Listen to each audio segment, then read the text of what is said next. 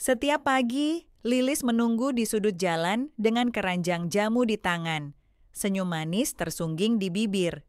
Ia tahu, jam 9:05, motor matic berwarna hitam itu akan berhenti. Bukan karena ia butuh jamu, tapi karena pengendaranya butuh alasan untuk bertemu. Lilis Marlina, seorang perempuan lajang berusia 29 tahun, penjual jamu keliling yang manis, mandiri, dan penuh rahasia. Di balik senyumnya yang lembut, ada luka dari masa lalu dan hasrat terpendam yang perlahan mencuat. Rizal Wijaya, laki-laki berusia 36 tahun, pegawai bank yang beristri, berwajah tenang dan tutur kata lembut. Ia dikenal sebagai suami teladan, tapi diam-diam menyimpan gelombang di hatinya yang tak sanggup dibendung. Winda Anjani, istri Rizal, perempuan karier yang keras kepala, ambisius, dan dingin.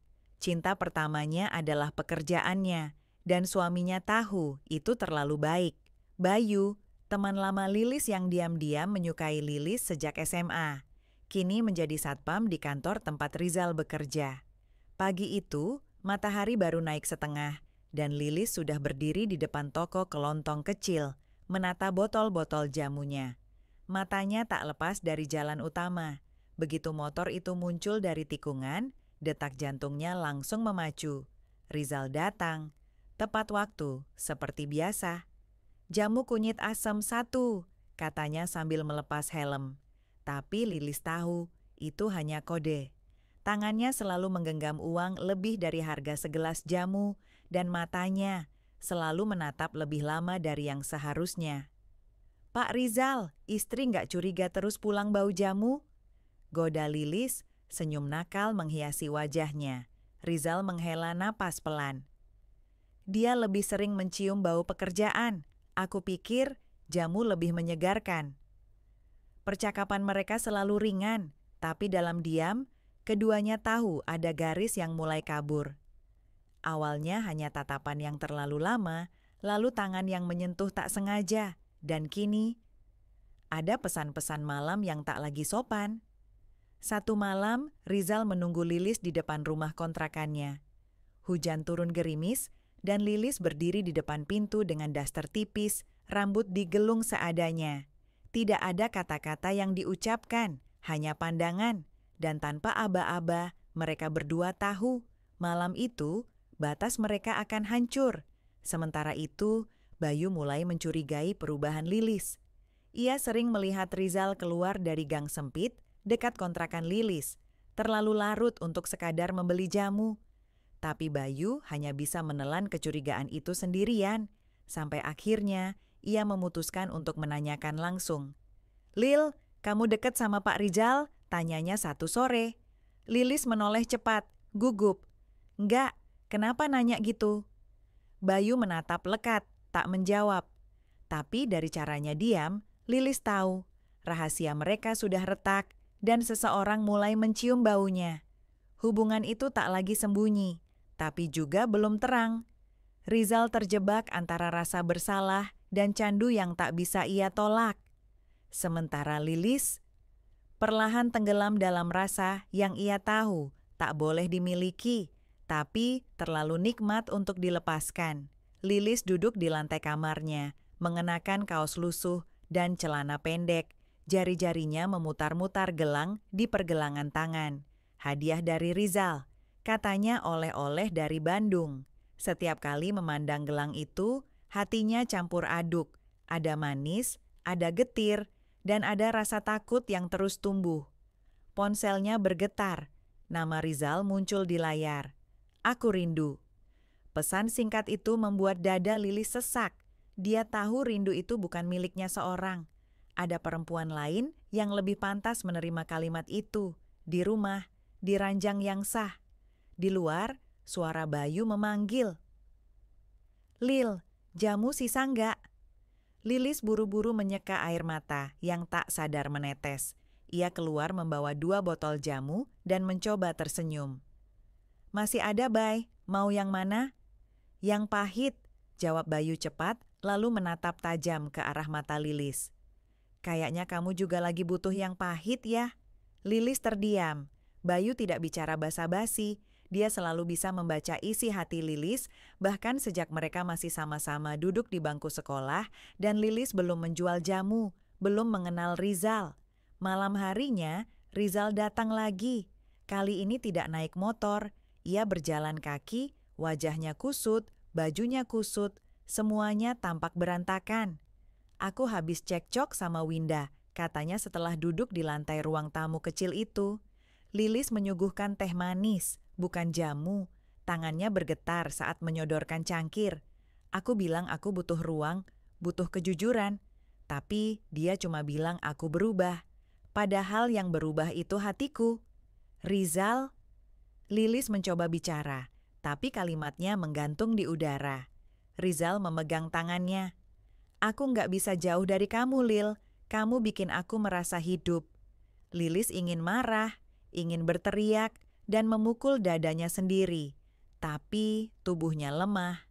Dirinya sendiri tidak yakin apakah semua ini masih bisa diselamatkan, atau memang mereka berdua sedang menuju kehancuran yang sama-sama mereka inginkan.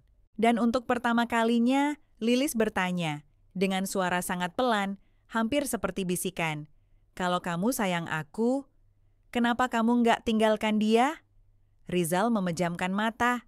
Lama, terlalu lama.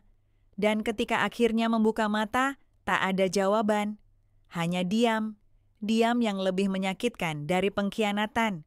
Pagi-pagi keesokan harinya, Bayu melihat motor hitam Rizal terparkir lagi di gang.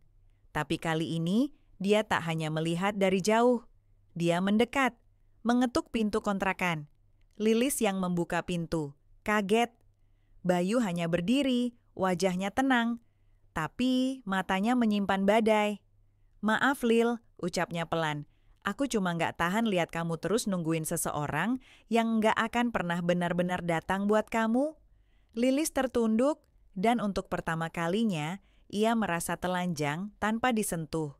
Di dalam kamar, Rizal mendengar semuanya, tapi ia tidak keluar. Tidak juga bicara, ia hanya duduk di sisi ranjang, memegang gelang yang sama, mencoba memahami apa yang sebenarnya sedang mereka semua cari. Sore itu, hujan turun lagi, bukan gerimis seperti kemarin-kemarin, tapi deras, nyaris menenggelamkan suara-suara yang biasanya ramai di gang kecil tempat Lilis tinggal. Hujan semacam itu biasanya membuat orang memilih diam di rumah. Tapi tidak Lilis. Tidak hari ini. Ia duduk di depan jendela, memandangi air yang menari di atas aspal. Tangan kirinya menggenggam ponsel yang belum ia buka sejak pagi. Ia tahu ada beberapa pesan dari Rizal. Ia juga tahu pesan itu mungkin berisi alasan, bujuk rayu, atau bahkan permintaan maaf yang sama seperti biasanya. Tapi hari ini Lilis tidak ingin tahu. Bayu belum datang lagi. Setelah percakapan terakhir mereka, Lilis merasa ada yang berubah. Bukan hanya dari Bayu, tapi dari dirinya sendiri. Ada perasaan bersalah yang perlahan berubah menjadi kejernihan. Dan untuk pertama kalinya dalam beberapa bulan terakhir, ia bertanya, "Apa yang aku kejar dari laki-laki itu selain luka?" Malam datang cepat. Listrik sempat padam sebentar, dan ketika lampu menyala lagi, Lilis berdiri di depan cermin. Wajahnya tampak lelah, matanya bengkak. Tapi ada ketegasan di sana yang tak pernah ia lihat sebelumnya. Ia mengenakan jaket dan sandal, lalu keluar dari rumah. Motor hitam itu tidak ada di depan gang. Untuk pertama kalinya dalam beberapa minggu, ia tidak berharap melihatnya di sana. Tapi di ujung gang berdiri sosok yang tak asing. Basah kuyup, Bayu. "Kamu kemana aja?" tanya Lilis, nadanya lebih lembut dari biasanya. "Aku cuma kasih kamu waktu," jawab Bayu, suaranya tenang. "Tapi aku tetap di sini." Lilis berjalan pelan ke arahnya. Hujan membasahi seluruh tubuhnya, tapi ia tidak peduli. Dia berhenti tepat di depan Bayu. "Aku udah terlalu jauh," bisik Lilis. "Kamu belum terlambat," jawab Bayu. "Dia belum ninggalin istrinya, Bay." Bayu menatap matanya lekat. Dan kamu belum ninggalin dia, tapi kamu bisa. Lilis menghela napas, berat. Tapi di bawah hujan yang menampar pipinya, ia tahu inilah akhir dari pelariannya. Atau mungkin awal dari sesuatu yang baru. Ponselnya kembali bergetar. Rizal menelepon. Lilis menatap layar beberapa detik, lalu perlahan mematikan ponselnya tanpa menjawab. Dan malam itu, untuk pertama kalinya sejak lama, ia merasa sedikit lebih ringan. Walau masa lalunya masih menempel di ujung jemari, setidaknya ia memilih, bukan dipilih. Dan itu, baginya, adalah sebuah keberanian yang lama hilang. Bayu membuka payungnya. Pulang yuk. Lilis tersenyum. Satu langkah kecil tapi mungkin cukup untuk memulai semuanya dari awal. Hujan telah reda, menyisakan genangan di sepanjang jalan dan aroma tanah basah yang menenangkan. Lilis berjalan perlahan di samping Bayu, masih diam, masih memikirkan semua yang terjadi, semua yang telah ia beri, dan semua yang ia relakan untuk seseorang yang tak pernah sepenuhnya datang. Mereka tiba di depan rumah kontrakan. Bayu belum berniat pergi. "Kamu pasti capek," katanya. "Capek bohong, capek berharap," jawab Lilis cepat. Tidak ada lagi kepura-puraan. Bayu menatapnya lama. "Kalau kamu masih mau diperjuangkan, aku di sini. Tapi aku nggak akan maksa." Lilis menatap balik. Ada luka yang belum sembuh, tapi ada sesuatu di tatapan Bayu yang membuatnya ingin percaya lagi. Pada kejujuran, pada kesetiaan yang tenang, bukan yang meledak-ledak dan mencuri dari orang lain. Tiba-tiba, suara motor terdengar dari kejauhan. Motor hitam. Lilis langsung menegang. Bayu menoleh ke belakang, napasnya tertahan. Rizal turun dari motor tanpa mematikan mesin. Jaketnya basah, wajahnya penuh gelisah. "Lil," suaranya parau. "Aku nggak bisa lagi bohong. Aku udah bilang ke Winda tentang kita." Bayu bergerak satu langkah ke depan, tapi Lilis menahan lengannya. "Terus?" tanya Lilis datar. "Aku tinggal di rumah adikku sementara. Aku mau mulai semuanya dari awal, sama kamu." Suara Rizal gemetar, tapi Lilis tidak bergeming. "Baru sekarang kamu bilang?" Lilis berbisik. "Setelah semua hancur, setelah aku nyaris hilang." Rizal menatapnya penuh harap, tapi tak ada jawaban yang keluar dari Lilis. Hanya mata yang berkaca-kaca, bukan karena bahagia, tapi karena hatinya sudah sampai di titik akhir. Bayu berdiri diam, tidak menengahi, tidak mundur. Ia hanya menunggu, dan dalam diamnya, Lilis tahu. Kali ini ia harus memilih bukan karena cinta, tapi karena sadar. Lalu Lilis bicara, pelan, nyaris tanpa suara. "Kamu datang terlambat, Zal." Rizal melangkah maju, tapi Lilis mundur satu langkah. Hening menggantung di antara mereka, hanya suara mesin motor dan nafas yang berat. "Terima kasih, karena pernah membuatku merasa dicintai. Tapi sekarang, aku lebih butuh tenang daripada dicintai setengah-setengah." Rizal menatapnya lama. Kemudian perlahan kembali ke motornya, menyalakan lampu, dan tanpa kata, ia pergi, membelah sisa genangan di jalanan yang mulai gelap. Lilis berdiri membeku, dada sesak, tapi ada semacam kelegaan mengalir perlahan di sela-sela kesedihan. Ia menoleh ke Bayu yang masih menunggu tanpa tanya. "Aku nggak janji bisa langsung sembuh," kata Lilis pelan. "Aku nggak minta sembuh," jawab Bayu. "Aku cuma minta kamu jujur." Lilis mengangguk kecil, lalu untuk pertama kalinya, ia membuka pintu rumahnya bukan untuk Rizal, tapi untuk seseorang yang tak pernah datang dengan kebohongan. Dan malam pun datang, tanpa dering pesan yang ia tunggu-tunggu, tanpa rasa bersalah yang menggantung di dada. Hanya keheningan, dan mungkin harapan baru yang tumbuh dari luka. Pagi kembali datang dengan sinar matahari yang pelan-pelan menyelinap lewat celah jendela kamar Lilis. Suara burung, suara pedagang sayur lewat, dan langkah kaki tetangga yang lalu lalang di depan gang. Semua terasa biasa. Tapi pagi ini, hati Lilis terasa berbeda. Lebih ringan, lebih nyata. Tidak lagi berdebar karena pesan tersembunyi. Tidak lagi cemas kalau ada yang tahu. Ia duduk di depan cermin, merapikan rambutnya yang dibiarkan terurai. Tidak ada makeup tebal, hanya bedak tipis dan senyum kecil yang perlahan-lahan mulai berani muncul dari balik luka.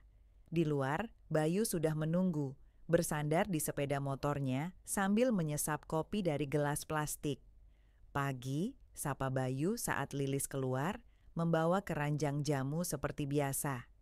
Pagi, jawab Lilis, matanya menyipit karena cahaya matahari dan mungkin karena senyum yang belum terbiasa. Mereka berjalan beriringan ke ujung gang, di mana Lilis biasa memulai rutenya. Tidak ada yang aneh, tidak ada yang berlebihan. Hanya dua orang yang berjalan berdampingan. Tapi bagi Lilis, langkah itu terasa seperti langkah pertama setelah terlalu lama tersesat.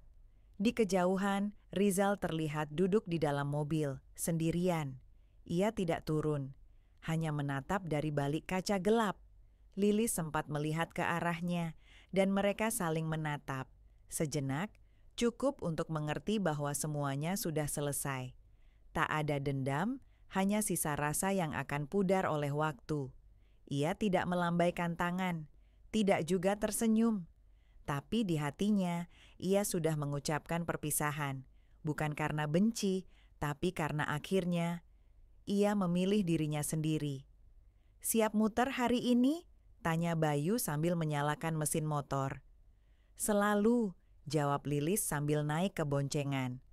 Angin pagi menyambut mereka di tikungan gang, membawa aroma jahe, kunir, dan sesuatu yang baru, yang belum bernama, tapi cukup membuat hati Lilis hangat. Dan dunia pun terus berjalan, dengan cara yang sederhana. Tapi kali ini Lilis tahu, ia melangkah dengan sadar, bukan karena dorongan rasa yang tak bisa dipertanggungjawabkan. Ia tak lagi menjadi milik cerita orang lain. Ia sedang menulis ceritanya sendiri, perlahan, tapi pasti. Siang menjelang, panas matahari mulai terasa menempel di kulit. Tapi Lilis tetap berjalan menenteng keranjang jamunya, yang kini mulai ringan. Ia menyeka keringat di pelipis sambil berhenti sebentar di bawah pohon rindang dekat pertigaan. Hari ini pelanggan cukup ramai. Tapi bukan itu yang membuatnya tersenyum sendiri. Hari ini, tidak ada rasa was-was saat membuka ponsel.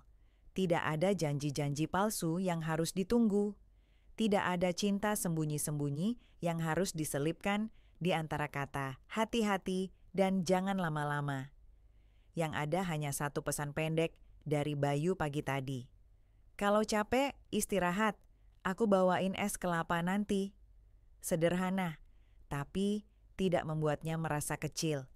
Tidak membuatnya merasa bersalah. Ia duduk di bangku kayu depan warung. Seorang ibu tua, pelanggan tetapnya menghampiri. "Lilis, kamu kok sekarang makin cerah wajahnya? Lagi bahagia ya?" Lilis tertawa kecil. "Iya Bu, lagi belajar bahagia sendiri." Ibu itu mengangguk bijak. "Bagus, perempuan tuh jangan nunggu dibahagiain, harus bisa milih jalan sendiri." Seketika, kata-kata itu seperti menampar lembut dada Lilis. Iya, kenapa baru sekarang ia berani? Dari kejauhan terdengar suara motor. Bayu datang membawa 2 gelas es kelapa dalam kantong plastik. Wajahnya legam kena matahari, tapi ada senyum tulus di sana yang membuat dada Lilis terasa hangat. Ia berdiri, menghampiri tanpa banyak bicara. "Mau lanjut jualan atau istirahat dulu?" tanya Bayu sambil menyerahkan 1 gelas. "Lanjut," jawab Lilis. "Tapi kamu ikut, ya?" Bayu mengangguk. Mereka berjalan berdampingan. Lilis kembali menjajakan jamunya, dan Bayu menunggu di sudut-sudut jalan, kadang membantu membawa keranjang kalau terlihat berat. Dari jauh, ada beberapa orang melihat mereka dengan tatapan penasaran. Beberapa mungkin bergosip, tapi Lilis tidak peduli. Ia tidak lagi menjadi perempuan simpanan. Ia tidak lagi menunggu cinta yang setengah hati. Kini ia hanya perempuan biasa, tukang jamu keliling, yang perlahan mulai mencintai dirinya sendiri. Dan di sampingnya ada seseorang yang tidak datang dengan janji, hanya hadir hari demi hari, tanpa syarat, tanpa kebohongan. Sore merambat turun perlahan, langit berubah jingga, dan angin mulai membawa bau tanah bercampur asap dapur dari rumah-rumah di gang kecil itu. Lilis dan Bayu baru saja selesai mengantar gelas-gelas jamu terakhir ke rumah langganan mereka. Di bawah pohon flamboyan yang daunnya mulai rontok, mereka duduk berdua. Tak ada kata-kata, hanya keheningan yang nyaman. Lilis menatap tangannya yang kini kosong, tak ada lagi pesan Rizal, tak ada sisa kenangan dalam bentuk gelang atau foto tersembunyi di galeri ponsel. Ia sudah menghapus semuanya beberapa hari lalu. Tidak dengan air mata, hanya dengan napas panjang dan satu keyakinan, dirinya layak untuk sesuatu yang lebih baik dari cinta diam-diam. Bayu menyodorkan roti goreng dari kantong kertas. "Buat isi perut dulu, nanti kamu masuk angin." Lilis tertawa pelan, mengambil satu. "Kamu tuh selalu ingat hal-hal kecil ya? Karena dari yang kecil-kecil itu, orang bisa tahu siapa yang benar-benar peduli." Mata Lilis terdiam memandangi Bayu. Bukan tatapan yang penuh gejolak seperti dulu saat bersama Rizal. Bukan yang menyiksa dan memabukkan. Tapi hangat, pelan, dan menenangkan. Seperti pulang ke rumah yang lama hilang. "Kamu nggak takut aku masih belum bisa sepenuhnya lepas dari masa lalu?" tanya Lilis, suara lirihnya nyaris tertelan angin. Bayu menggeleng. "Yang penting kamu mau melangkah ke depan. Aku nggak minta dilupakan siapa yang pernah melukai kamu. Aku cuma pengen jadi alasan kenapa kamu sembuh." Seketika Lilis menunduk. Matanya memanas. Tapi kali ini bukan karena sesak atau kehilangan. Tangisnya jatuh pelan, tangis lega. Di jalan seberang, Rizal lewat dengan mobilnya. Sekilas saja pandangan mereka bertemu. Rizal tidak berhenti, hanya melaju pelan, seperti tahu bahwa cerita itu sudah selesai. Tidak perlu ditarik, tidak perlu diminta kembali. Ia hanya bagian dari lembaran lama yang tak perlu disesali. Cukup diingat sebagai pelajaran. Lilis menarik napas panjang, menyandarkan kepalanya di bahu Bayu. Tak ada yang sempurna di antara mereka. Tak ada janji besar, tak ada rencana mewah. Tapi ada ketenangan, ada kejujuran. Dan itu lebih dari cukup untuk saat ini.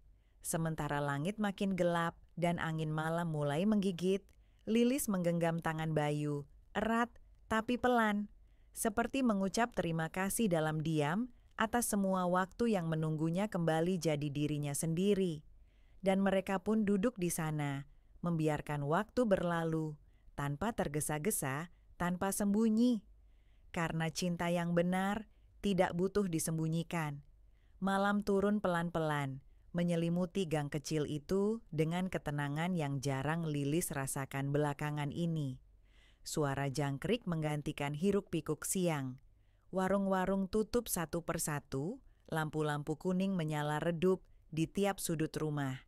Bayu masih di sampingnya, diam tapi tidak kikuk. Lilis masih menggenggam tangannya. Sudah lama ia tidak merasa seperti ini.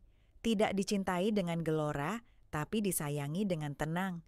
"Kalau kamu capek jualan terus, bilang ya," ucap Bayu tiba-tiba. Lilis menoleh, tersenyum kecil. "Kenapa emangnya? Mau gantiin aku dorong gerobak jamu?" Bayu tertawa, ringan. "Kalau itu bisa bikin kamu istirahat sebentar, kenapa enggak?" Lilis menggeleng, geli, tapi hatinya hangat. Di antara gelap, tawa mereka mengambang ringan. Tiba-tiba, suara motor berhenti tak jauh dari mereka. Lilis menoleh, refleks, tapi bukan Rizal. Bukan mobil hitam, bukan kenangan, hanya tukang bakso langganan. Namun anehnya, tidak ada lagi detak jantung yang melonjak karena takut atau harap yang mengambang.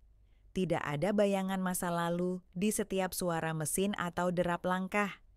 Yang ada hanya satu kenyataan, dirinya masih di sini, masih hidup, dan akhirnya tidak lagi berada di bayang-bayang lelaki yang tak pernah benar-benar memilihnya.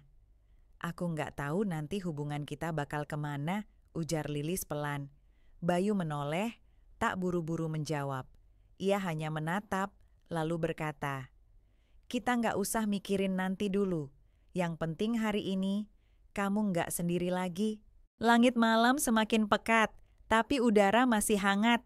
Aroma sisa-sisa masakan dari dapur tetangga terbawa angin, bercampur dengan bau tanah yang masih basah dari hujan sore tadi. Di depan rumah Lilis, mereka masih duduk berdampingan. Tak ada niat untuk beranjak meski waktu terus bergulir. Lilis memejamkan mata sejenak, membiarkan keheningan berbicara untuknya. Dulu aku pikir cinta itu harus penuh resiko, harus berani nekat, harus rela jadi rahasia, gumamnya lirih. Bayu menoleh, memperhatikan wajah Lilis dalam diam. Tapi ternyata yang aku butuhkan cuma rasa aman, tempat buat pulang, bukan pelarian. Bayu tak berkata apa-apa. Ia hanya meraih tangan Lilis, menggenggamnya pelan, lalu menyelipkan jemari mereka, seperti potongan puzzle yang saling melengkapi. Bukan sempurna, tapi pas. Lilis membuka matanya, menatap jalanan kecil yang mulai sepi. "Kalau besok kamu nggak lihat aku lagi jualan jamu, jangan kaget ya," katanya pelan. Bayu mengerutkan kening. "Kenapa?" "Aku pengen buka kedai kecil di depan rumah, biar nggak keliling terus, biar aku bisa berhenti dari rutinitas yang capek, tapi tetap jadi diri sendiri." Bayu tersenyum lebar. "Mau dibantu cat temboknya?" "Kalau kamu bisa bedain warna krem sama putih tulang, baru aku izinin," jawab Lilis tertawa. Mereka berdua tertawa pelan, seperti dua orang yang tidak terburu-buru jatuh cinta, tapi menikmati proses saling mengenal ulang. Tidak ada janji manis, tidak ada kata selamanya. Tapi malam itu, mereka tahu mereka ada untuk satu sama lain, bukan sebagai pelarian, tapi pilihan. Dari dalam rumah, terdengar suara radio tua yang menyala. Lagu lawas mengalun pelan, mengisi jeda percakapan mereka. Lilis bersandar pelan ke pundak Bayu, dan untuk pertama kalinya, ia tidak merasa bersalah karena bahagia. Malam makin larut, lampu-lampu rumah mulai padam satu persatu, menyisakan hanya cahaya remang dari tiang listrik di ujung gang. Suara jangkrik dan radio tua yang masih menyala di dalam rumah jadi satu-satunya musik malam itu. Tapi Lilis dan Bayu masih tetap di tempat mereka, tidak bicara banyak, hanya saling diam dalam tenang. Lilis menarik napas dalam. "Dulu, waktu aku sama Rizal, rasanya kayak nunggu sesuatu yang gak pernah pasti. Dia bilang cinta, tapi sembunyi-sembunyi. Aku ngasih semuanya, tapi selalu jadi bayangan."